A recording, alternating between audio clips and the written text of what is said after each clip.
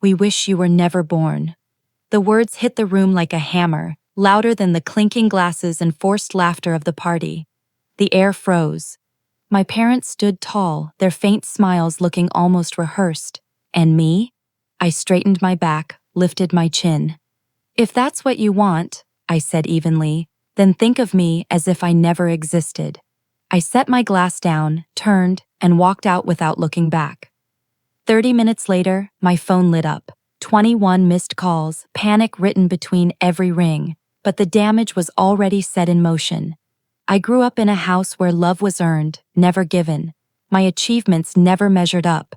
My failures were magnified, put on display, punished. Dad's words cut sharp like blades. Mom's were quieter but deadlier, sweet-sounding, poisonous, made to sink deep. Still I stayed, because children always hold on to hope. We wait for them to notice us, to protect us, to love us. We settle for crumbs, convincing ourselves they're meals. It took years to see the truth. I wasn't their child, I was their project, their disappointment, their excuse. Everything shifted when I found the documents, money siphoned from accounts in my name, loans I never took, debts I never made, even my scholarship fund, cashed out without my consent. I confronted them once, they laughed. "Family shares everything," Dad sneered. "Stop being ungrateful," Mom added, her tone dripping with dismissal. That night, I stopped being their child. I became their reckoning. The party would be my stage, their guests, friends, business partners, the very community they begged approval from. My audience. When they tried to humiliate me in front of everyone, I didn't crumble. I delivered my line, walked away, and waited. Because the trap was already set. For months I had collected evidence, bank statements, forged signatures, deleted emails they thought were gone forever. Every piece neatly filed, and the final blow?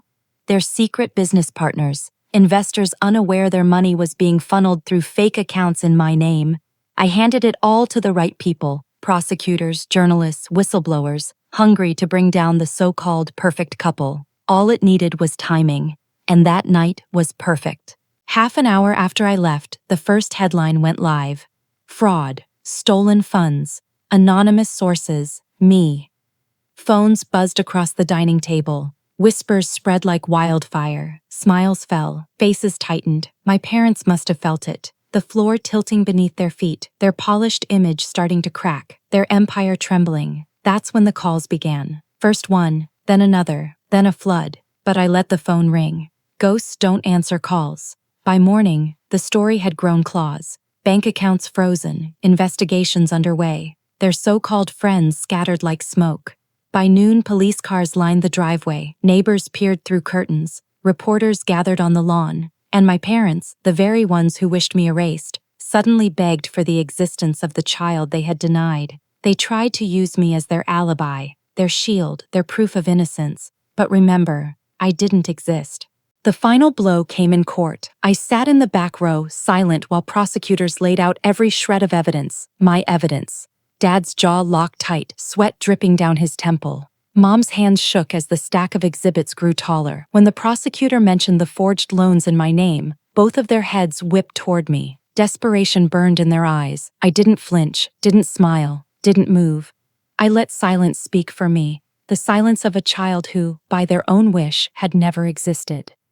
Was it revenge? Absolutely. But it was also justice. Because they didn't just steal money. They stole years, confidence, peace, the chance at a childhood. I couldn't get those back, but I could take everything they valued, their reputation, their power, their comfort.